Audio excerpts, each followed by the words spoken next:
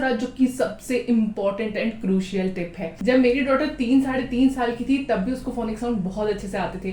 कुछ लेटर्स थे जैसे W, Q, ऐसे लेटर्स में, X में, इन सब में थोड़ा सा कंफ्यूज हो जाती थी उनके फोनिक साउंड में। लेकिन अब वो 4 साल की हो गई और उसको A to Z तक के फोनिक साउंड सारे ही बहुत अच्छे से आते हैं। कैसे आप अपने 3, 4, 5, 6 साल के बच्चे को घर पे ही बहुत अच्छे से फोनिक साउंड सिखा सकते हैं। फोनिक साउंड उनको आगे चल के रीडिंग में बहुत ज्यादा हेल्प करेगा। तो मैं आज आपको बता रही हूँ कि कौन कौन सी टेक्निक्स को यूज करके मैंने अपनी 3 से 4 साल की डॉटर को सारे के सारे फोनिक साउंड्स अच्छे से उसको याद करा दिए हैं। तो चलिए वीडियो स्टार्ट करते हैं। मेरा नाम है Diksha, you are watching me on Mom Kid Express. अगर अभी तक आपने हमारे चैनल को सब्सक्राइब नहीं किया है तो जल्दी से सब्सक्राइब कर लीजिए इस तरीके के और भी बहुत सारे वीडियोस के लिए।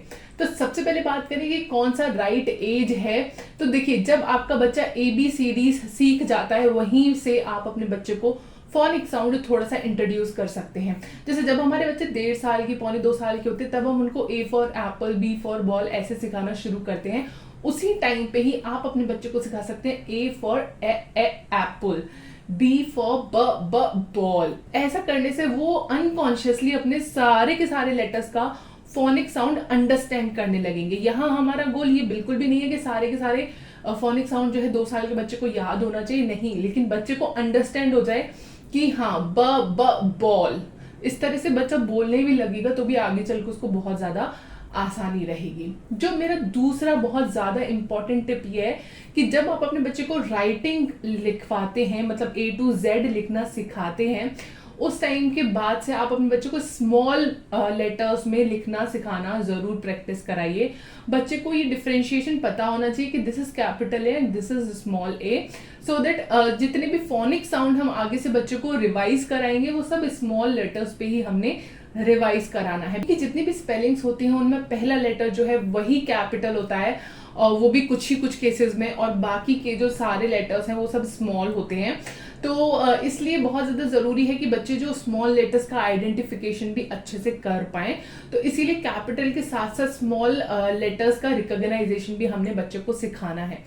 अब आपने एप्पल, बॉल ऐसे सिखा दिया और स्मॉल और कैपिटल लेटर्स का रिकॉग्नाइजेशन सिखा दिया, एंड देन हम मूव करेंगे तीसरा जो कि सबसे इंपॉर्टेंट एंड क्रूशियल टिप है।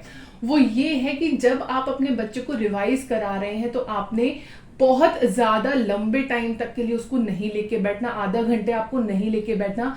आपने एक फ्लैश कार्ड्स बनाने हैं, आप घर पे भी बना सकते हैं बहुत आसानी से। थोड़ा सा जो टाइट पेपर होता है जो जनरली कॉपी के आगे पीछे होता है वो वाला आप पेपर ले सकते हैं, उनसे आप फ्लैश कार्ड्स बना लीजिए। सब पे स्मॉल लेटर्स में आपने A, B इस तरह से लिखना है, उनको एक रिंग में बांध लीजिए और उसके बाद में आप अपने बच्चे को डेली 10 मिनट के लिए या 5 मिनट के लिए आप उनको जस्ट गो थ्रू कराइए कि हाँ ए, ब, क, ड, इस तरीके से आप करेंगे तो बच्चा डेली उस चीज की प्रैक्टिस करने से उसको सारे के सारे फोनिक साउंड बहुत ही अच्छे से याद हो जाएंगे। ये एक ऐसी टेक्निक है जिसने मुझे पर्सनली, मेरी डॉटर को फोनिक साउंड याद कराने में बहुत ही ज्यादा हेल्प की है। जब आप इस प्रैक्टिस को छोड़ देंगे तो बच्चा हो सकता है इन चीजों को भूल जाए, तो इसलिए डेली प्रैक्टिस कराना फोनिक साउंड की बेहद जरूरी है। इसके अलावा जो चौथा टिप है कि कई बार बच्चों को रोड पे कई चीजें लिखी हुई होती हैं, रास्ते में वो पूछने की कोशिश करते हैं कि ये क्या लिखा हुआ है, तब आप बच्चे को थोड़ा सा एक्सप्लेन करिए। जैसे कि CAP लिखा हुआ है तो प ऐसे लिखा हुआ है। यहाँ पे बस बच्चे को आपने इंफॉर्मेशन देनी है, उससे आप अभी इनिशियली ये सब ब्लेंड करने का मत पूछिए, otherwise your child will get confuse.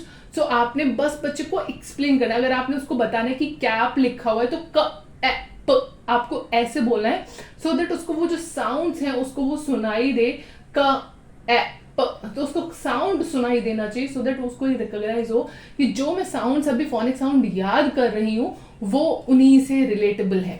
तो इसीलिए आप अपने बच्चे को डेली प्रैक्टिस 5 से 10 मिनट का जरूर कराइए, और इससे आपके बच्चे को विद इन अ मंथ आपके बच्चे को सारे के सारे फोनिक साउंड जो है याद हो जाएंगे। उम्मीद करती हूँ आपको वीडियो अच्छा लगा होगा। अगर आपको वीडियो अच्छा लगा है तो इस वीडियो को लाइक करें, शेयर करें और मॉम किड एक्सप्रेस को सब्सक्राइब करें।